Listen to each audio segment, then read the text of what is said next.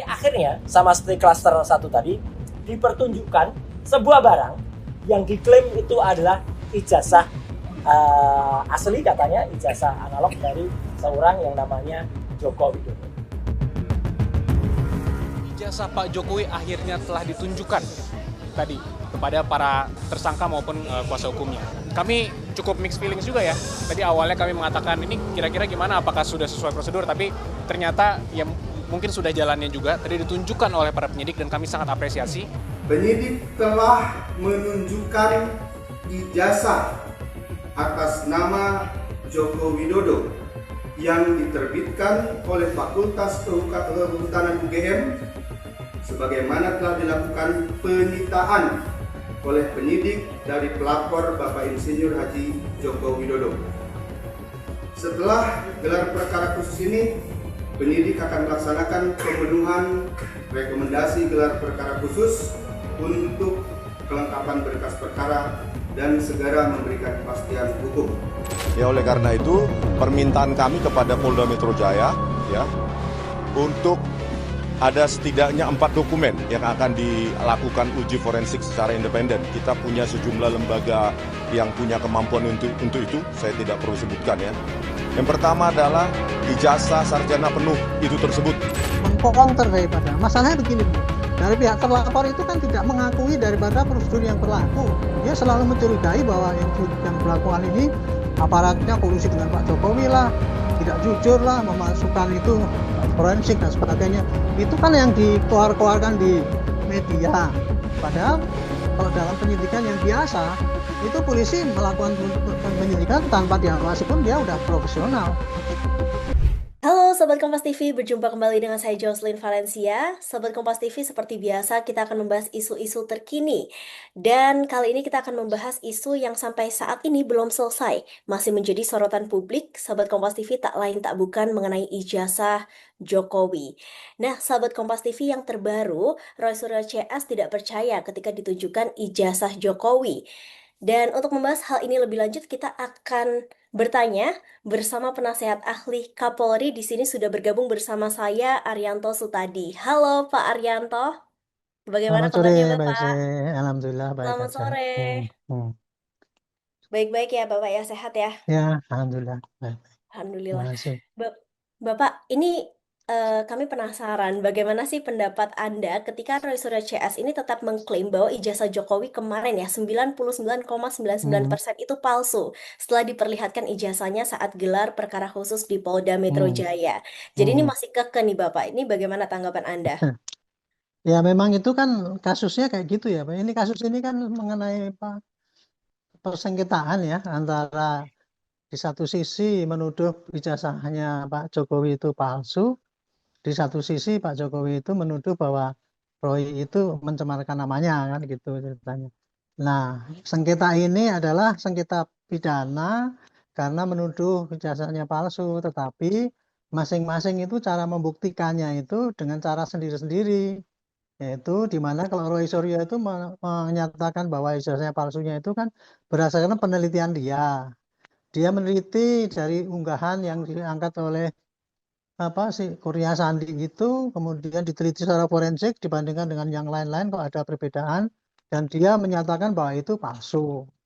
Padahal kalau dalam teori pembuktian mengenai ijazah palsu itu tepat tidak, kalau ijazahnya itu analog seperti itu, umumnya itu diperiksa kepada di mana yang mengeluarkannya. Nah, itulah yang ditempuh oleh uh, hukum. Nah, dalam hal ini kemudian Pak Jokowi akan melaporkan ke hukum, ke Polda Metro. Nah, sekarang Polda Metro begitu menerima laporan daripada Pak Roy itu, otomatis dia akan menyelidiki pakai teknik penyelidikan, yaitu mencari-cari bukti-bukti yang berkaitan dengan apakah ijazahnya Pak Jokowi itu palsu, membuktikan bahwa ijazahnya Pak Jokowi itu asli, dan kemudian kalau itu memang terbukti asli, maka dia akan bisa menentukan bahwa si Roy itu memfitnah dia. Tetapi si Roy-nya kan nggak mau, dia bersikukuh bahwa dia yakin bahwa itu ijazahnya itu palsu dengan penelitian dia, dengan bikin buku. Nah, itu nanti kalau dibawa ke pengadilan, itu pasti alat bukti yang dari Pak Roy itu nanti mungkin tidak akan kuat dibandingkan dengan alat bukti yang dicari oleh penyidik berdasarkan laporannya Pak Jokowi. Makanya kemarin itu kan sudah tentukan menjadi tersangka. Sudah menjadi tersangka itu sudah diangkat, dikatakan berarti itu cukup alat bukti menentukan bahwa si Roy itu mencemarkan nama Pak Jokowi. Tapi si Roy masih tetap enggak percaya bahwa itu cara yang benar. Dia masih mau menunjukkan mau mengajukan saksi yang meringankan lah, alat bukti yang pembanding dan sebagainya. Nah itu di dalam teori penyidikan ya boleh-boleh saja. Tetapi penyidik pasti nanti akan ada batas waktu untuk mengirimkan berkas itu ke jaksa, dan itu kasusnya nanti kalau jaksa diperiksa cukup alat buktinya, pasti akan dikirim ke pengadilan. Jadi intinya begini Bu, ini masalah sengketa antara orang yang menyatakan bahwa Pak Jokowi itu ijazahnya asli dengan bukti-bukti yang lengkap, melawan Pak Roy yang langsung menuduh bahwa itu ijazahnya palsu dengan alat bukti yang dia pakai. Padahal alat bukti itu tidak lazim dipakai di dalam proses pengadilan. Tetapi ya karena mereka ngotot gitu ya sudah nggak apa-apa. Itu nanti akan berlanjut nanti di pengadilan, dan nanti pengadilan akan yang menyatakan mana yang asli mana yang tidak. Kira-kira posisinya kayak gitu Bu sekarang ini yang terjadi. Oke. Nah, tadi Bapak menyebut ada batas waktu yang ditetapkan begitu ya. Sampai kapan Ya, Pak batas waktunya? Karena ini kan masalahnya sudah lumayan lama ya, sudah betul, berbulan-bulan betul ya. begitu. Dan sampai batasan mana masalah ini tuh bisa selesai begitu. Nah, itu tergantung daripada kemauan penyidik. Ini ya, penyidikan kasus ini seandainya tidak ada muatan politiknya, karena penyidikan ini kasus ini ada muatan politiknya. Karena muatan politik antara orang-orang yang berpolitik yang menggunakan masalah sengketa ijazah palsunya Pak Jokowi ini untuk berkelanjutan, berkepanjangan. Kalau kasus ini kasus pidana murni, hanya menuduh menggunakan ijazah palsu, ya, itu penyidikannya itu kalau ukuran saya sih 2 bulan aja mesti selesai dulu dari mulai laporan yang disampaikan itu. Cukup alat buktinya misalkan berapa, cuma 20 lah. Kemudian saksinya juga saksi ahli paling 5 saja, itu cukup. Kemudian alat-alat bukti yang di lapangan yang ditemukan, bukti digital itu ya 20 aja cukup.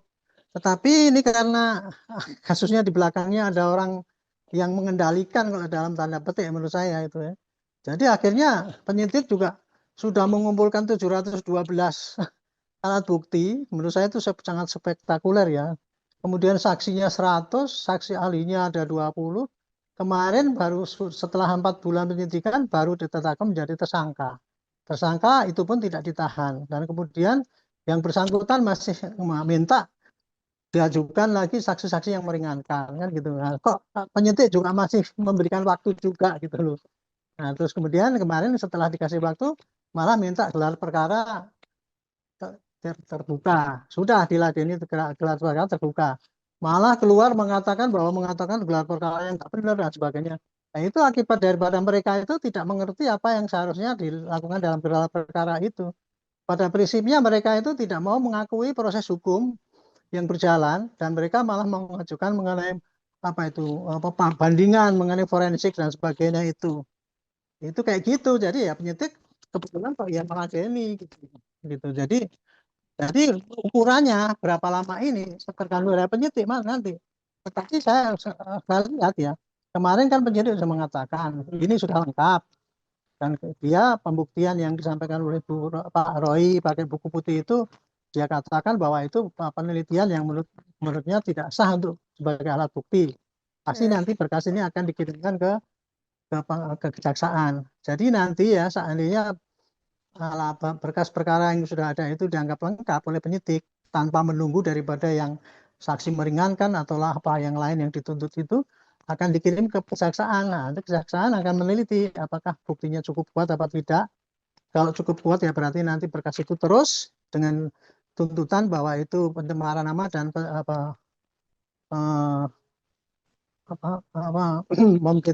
memfitnah. Kalau tidak mungkin nanti akan dikembalikan oleh jaksa dan dilengkapi lagi. Kurang lebih itu prosesnya kalau sudah diserahkan ke jaksa itu kurang lebih antara 2 minggu sampai 1 bulan itu dinyatakan itu lengkap apa tidak. barulah nanti dikirim ke pengadilan. Nah, kalau proses pengadilan itu ya tergantung dari hakim yang mau cepat-cepat atau mau enggak, itu bisa makan waktu sebulan 2 bulan. Nah, Nah, bukan mungkin bahkan 6 bulan mungkin. Kurang lebih begitu kalau ini proses ini berjalan dengan lancar, tidak ada hambatan lagi. oke. Pak, berarti bisa saya simpulkan dari segala proses yang sudah terjadi sebelumnya, berarti Ya, secara tidak langsung, secara hukum ini tidak lazim ya, Pak ya? bukan tidak lazim. Proses ini lazim saja ya berdasarkan pengumpulan bukti dan sebagainya. Tetapi lamanya itu yang tidak lazim karena Oke. apa? Penyidik sangat memberikan toleransi kepada tuntutan daripada yang terlapor gitu. Biasanya kalau dalam perkara-perkara yang biasa itu penyidik dia nggak mau tahu itu. Yang penting dia pikir sudah lengkap ya ulah kirim saja gitu. Entah itu yang bersangkutan itu keberatan apa tidak. Sepanjang dia melakukan tugasnya dengan profesional itu dianggap lengkap sudah dikirim gitu aja. Tapi kalau ini kemarin kok tidak rupanya. Karena apa? Kasus ini kan menarik perhatian banyak ini. Mhm. Penyidik ingin menunjukkan profesionalisme yang betul-betul adil, objektif, transparan, dan sebagainya. Akibatnya yaitu kemudian dia menunda-nunda. Tapi yang terjadi adalah pembelahan di masyarakat, yang masing-masing itu menuduh asli apa tidak, kan jadi rame nih, masyarakat terbelah. Yang penonton yang tidak tahu apa-apa ikut-ikut saling berseteru kan, itulah yang saya tidak suka. Kalau saya pribadi sih menyarankan cepat aja itu berkas dikirim, yang penting segera bisa diadili gitu. Perkara nanti penyelesaiannya bagaimana, kalau saya sih tidak menentukan terserah. Tetapi kasusnya harus sampai kepada pengadilan untuk menentukan apakah ijazahnya Pak Jokowi itu memang asli atau tidak. Nah, itu harus sampai di pengadilan supaya rakyat tahu mana yang benar, mana yang salah. Itu dulu bahwa nanti kalau penyelesaiannya mau pakai salah maaf memaafkan atau berhasil dengan berakhir dengan pemidanaan, itu kita lihat aja perkembangannya. Gitu. Oke. Nah, Pak, sebetulnya apa alasan Polda Metro Jaya hingga saat ini juga belum menahan Roy Suryo CS dalam kasus ijazah setelah gelar perkara khusus selesai? Apakah ini ada hubungannya dengan yang Bapak tadi sebutkan bahwa memang ini ada politik di baliknya gitu ya, ada orang Hmm. yang mendukung gitu di baliknya? Bagaimana Pak Ya, pendapat Anda? saya hanya menduga gitu ya. Saya hanya menduga gitu ya. Karena gini, tapi apa dugaan saya lebih kepada Polda Metro ingin melakukan penyidikan atau tugas penyidikan dengan seobjektif mungkin. Tidak memihak pada tuntutan masing-masing pihak. Kalau pihak yang satu kan, udah Pak tahan aja Pak supaya nggak dia keluar kan gitu. Sedangkan pihak yang ini, wong alatnya buktinya kurang kuat kok, masih kurang kok, mestinya jangan dong gitu kan gitu. Kemarin itu Polda Metro itu tidak menahan karena dia melihat gejolak yang di lapangan itu. Kalau ke Polda Metro kemarin itu melakukan penahanan, pasti dia akan diserang. Nah itu lihat buktinya. Polda Metro kan belum apa-apa sudah ikut apa itu didikte oleh Pak Jokowi kan gitu. Kemudian ikut menahan kita. Padahal kita kan belum pula kuat buktinya dan sebagainya. Makanya Polda Metro itu kemarin menuruti, tapi kemudian tidak menahan. Dan kemarin apabila Polda itu Metro itu menahan, mungkin menurut saya jadi kerugian itu karena apa? Jadi dia terbatas waktu. Dia kalau penyelesaian kasusnya ini bisa cepat selesai. Ini kan yang saya perkirakan 2 bulan aja kan sekarang jadi 6 bulan ini gitu kan. Nah kalau tidak menahan kan mau berapa lama pun dia masih tetap biasa apa bisa melayani kan. Tapi kalau menahan kan 20 hari batasnya. Tambah 40 hari lagi kan rugi. Makanya itu dengan tidak ditahan itu yang penting berkasnya tetap jalan. Saya kira itu pertimbangan daripada Polda Metro. Gitu. Oke. Nah, tadi Bapak menyebut bahwa pertimbangan Polda Metro salah satunya ingin melakukan penyidikan ini seobjektif mungkin gitu ya, Pak. Hmm, Sebetulnya bagaimana Pak kita bisa sama-sama memastikan bahwa Polda Metro memang melakukan segala proses ini tuh secara objektif dan independen? hmm, Bagaimana kita mengawasi itu sebagai publik? Karena kan ini juga menyangkut masyarakat ya. Masyarakat hmm. melihat gitu bahwa penyelidikan ini dari dulu hingga saat ini belum selesai begitu. Bagaimana cara meyakinkan masyarakat bahwa segala sesuatu yang terjadi dalam kasus ini akan dilakukan secara transparan? Cara meyakinkannya ya itu apa yang ditemukan oleh Polda Metro sekarang ini dah. Dia tuh kan melayani apapun permintaan daripada para terlapor itu. Minta gelar ulang diturutin. Minta apa lagi bolak-balik kan itu minta apa tambahan apa saksi yang meringankan diturutin juga. Kalau di dalam penyidikan yang umum itu ya, itu penyidik yang namanya melakukan tindakan objektif itu Ya sudah nggak usah pakai pengawasan lagi, itu ribuan kasus itu dilakukan dengan tanpa pengawasan lewat media. Sekarang ini kan dicurigai katanya penyidik kan berat sebelah kemudian tidak jujur dan sebagainya. Itu kan hanya karena provokasi mereka saja. Karena Hmm. mereka gencar sekali memprovokasi di publik dan kemudian Polda Metro juga waktu itu hati-hati gitu. Jadi sebetulnya selama ini saya lihat Polda Metro sudah menunjukkan yang super transparan, apa-apa terbuka gitu. Tapi saking daripada mereka itu ingin ya mengcounter daripada masalahnya begini Bu, dari pihak terlapor itu kan tidak mengakui daripada prosedur yang berlaku. Dia selalu mencurigai bahwa yang berlakukan ini aparatnya kolusi dengan Pak Jokowi lah, tidak jujur lah, memasukkan itu forensik dan sebagainya. Itu kan yang dikeluarkan di media. Padahal kalau dalam penyidikan yang biasa itu polisi melakukan penyidikan tanpa diawasi pun dia udah profesional, sudah objektif. Nanti dilihat nanti hasilnya di hakim nanti sana akan terbukti bahwa curang apa tidak. Saya kira untuk kasus ini terlalu objektif dan terlalu transparan. Cuman masih terus digembar-gemborkan bahwa polisinya tidak transparan, pengadilan tidak fair, itulah yang disampaikan oleh mereka. Makanya saya melalui ini, saya menyampaikan pada publik ya, ayolah kita ikuti saja proses ini sampai dikirim ke pengadilan nanti. Lihat nanti siapa yang terbukti yang betul-betul tidak mau mengakui proses yang ada, dan siapa yang betul-betul memang patuh pada aturan hukum. Negara kita itu negara hukum, prosesnya udah kayak gitu. Nggak bisa ditentang dengan cara proses yang terapkan sendiri menurut mereka sendiri gitu.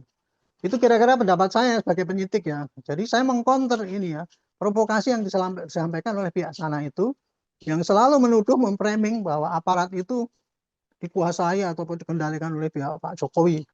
Saya bukan membela Pak Jokowi ya, tapi saya meluruskan masalah ini di lapangan.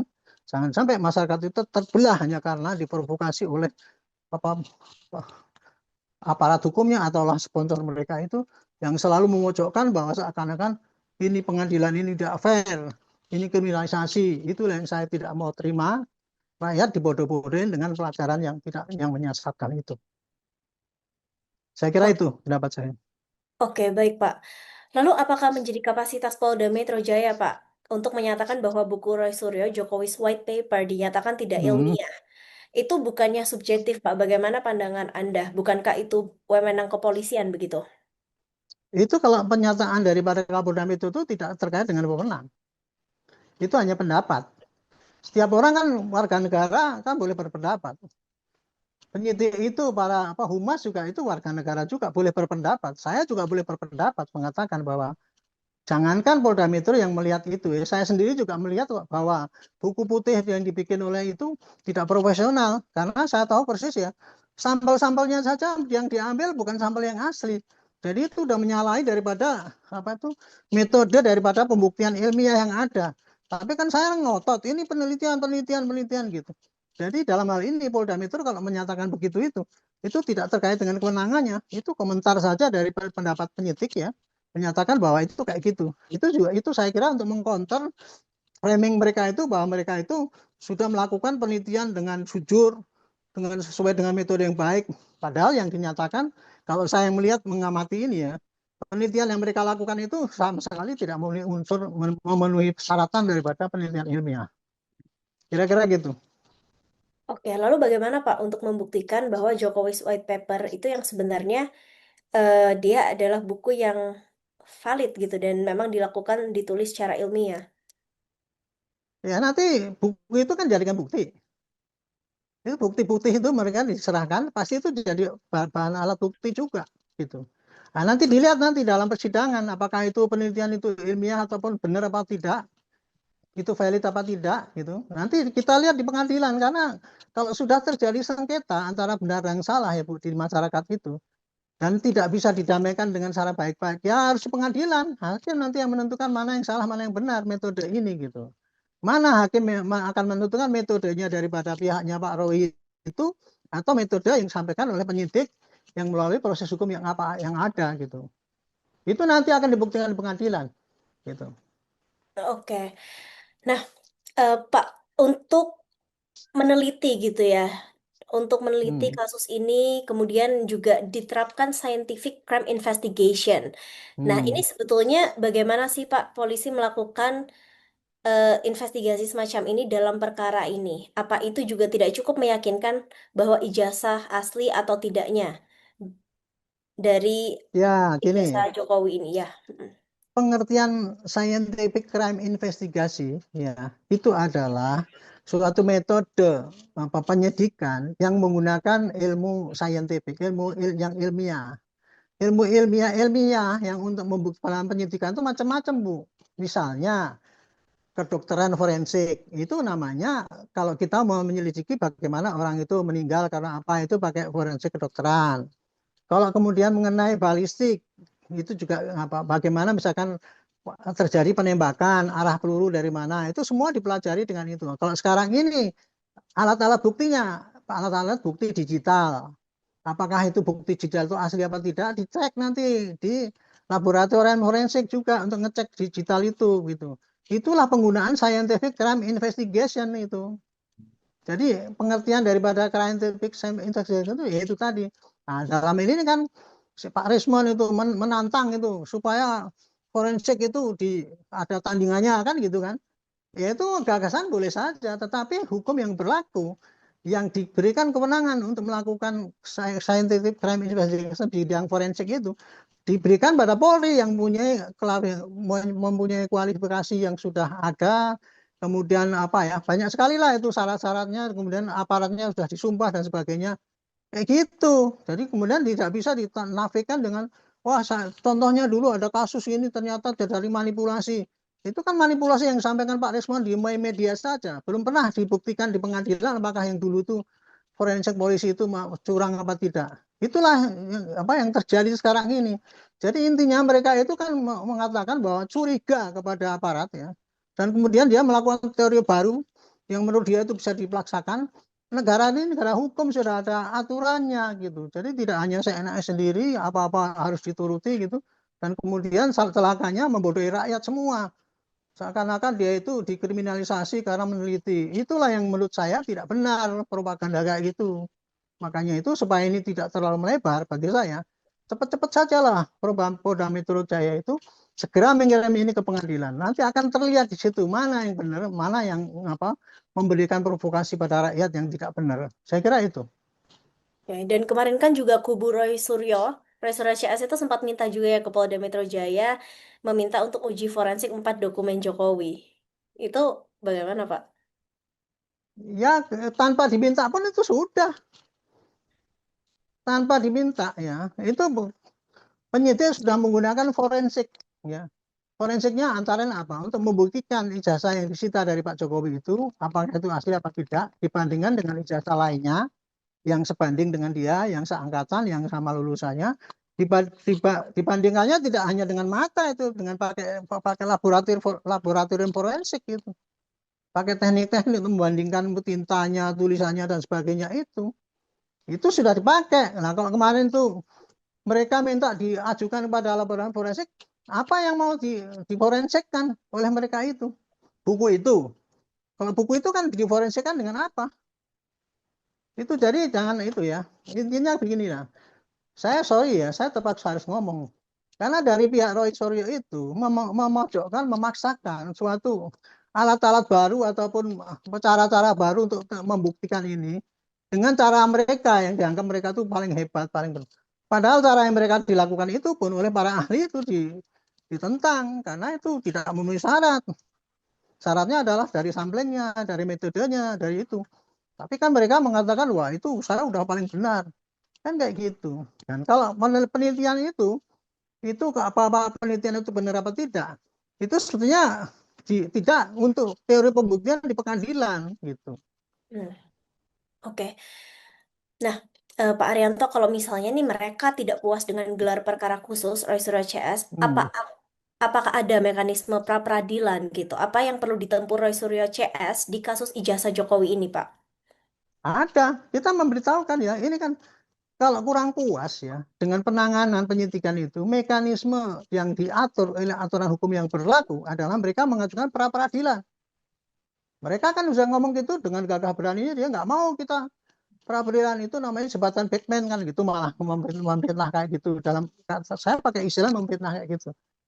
Kalau mereka mengajukan pra peradilan, saya jamin mereka pasti nggak bisa, pasti akan ditolak, Bu.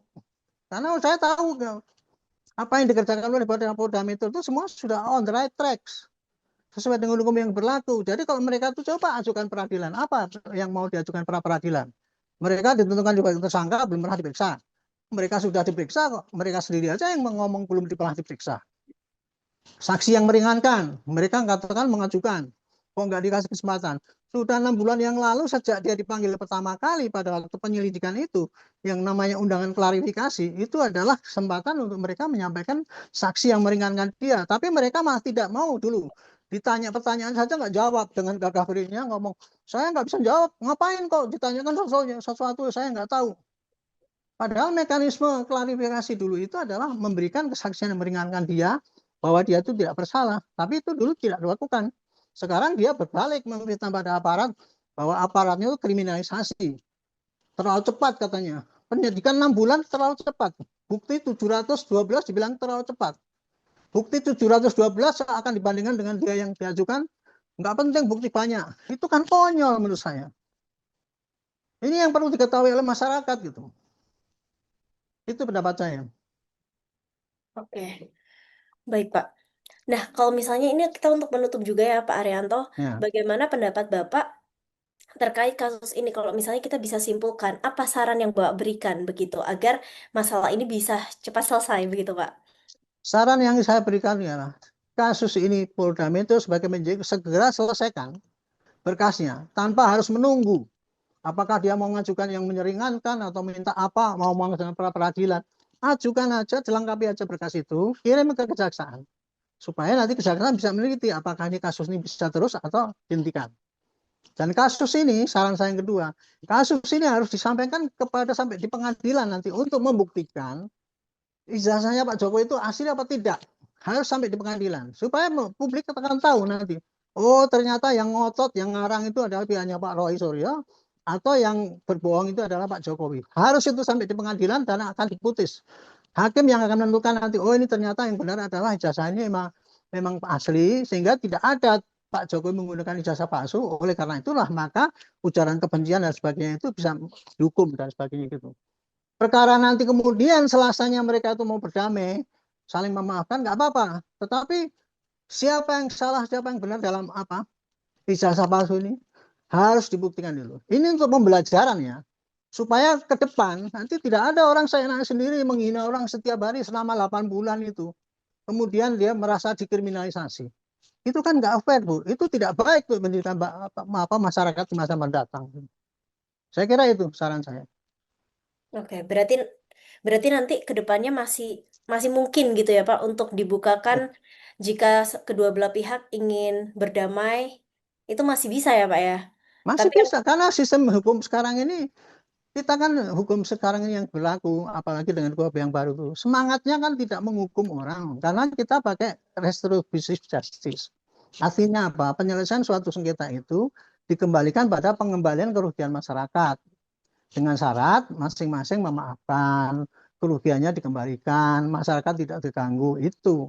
Jadi hukum yang sekarang itu tidak menghukum orang, tidak Pak Roy salah harus dihukum, tidak sasarannya itu. Tetapi yang penting masyarakat itu bisa settle, dan kalau masing-masing bisa baik-baikan ya sudah, itu baik.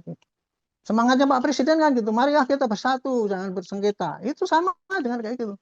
Ini kasus yang terjadi sekarang ini harusnya mestinya kayak gitu ya. Nah inilah yang saya sayangkan ya. Kayaknya kok ini kasus ini senang diperpanjang itu terjadi keterbelahan. Itulah yang saya tidak terima itu, Bu. Saya ngomong di mana-mana panjang-panjang itu untuk menantang itu, karena membuat rakyat itu terbelah, membuat rakyat itu saling berseteru gitu. Padahal cuma pakai apa? Menuduh yang nggak benar. Kan gitu. Menuduh dengan cara yang tidak benar. Makanya harus jelaskan ini mana yang benar. Apakah Pak Jokowi, apakah Pak Roy CS. Hanya dengan gitu maka kita tidak akan, di masa depan itu tidak akan seorang nanti meniru-niru dengan gaya Pak Roy itu. Kan konyol kayak itu dibiarkan.